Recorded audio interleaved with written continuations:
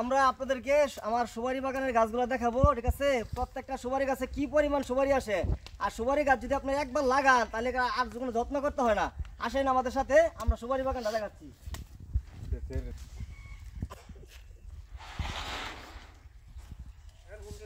এই দেখেন সুপারি গাছ, এখানে কি পরিমাণ সুপারি গাছ আছে, ঠিক আছে? প্রত্যেকটা সুপারি গাছে কি পরিমাণ সুপারি আসে এই দেখেন। এই দেখো সামনে আসো, প্রত্যেকটা সুপারি গাছে কমপক্ষে 500 টাকা সুপারি আসে। এই যে একটা সুপারি গাছ দেখেন, এই গাছটাতে মিনিমাম 500 টাকা সুপারি আসছে এই বছর। তো প্রতিটা গাছে যদি আপনার 500, 300, 400 টাকা সুপারি আসে, এটা তো একটা বোনাস। এটা পুকুরের পাড়ে যদি আপনি 100 সুপারি গাছ থাকে, এটা থেকে আপনার লাকড়ি আসবো, আপনার সুপারি আসবো, আপনার সুপারি খাইতে পারবেন, সুপারি বিক্রি করতে পারবেন।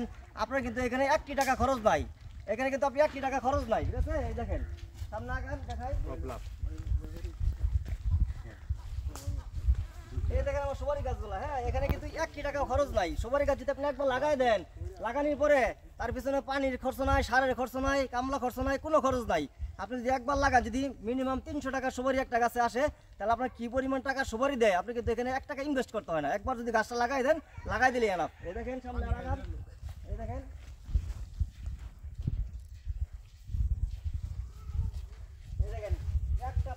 একটা পুকুরের পারে কি পরিমাণ সুপারি গাছ। এই দেখেন কি পরিমাণ সুপারি গাছ, ঠিক আছে?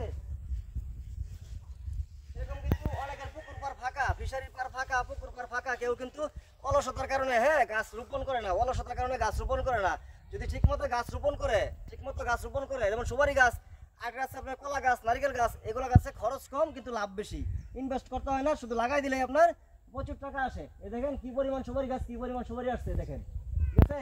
তারপর এরকম ফাঁকা জায়গা থাকলে সুপারি গাছ লাগাবেন। ধন্যবাদ।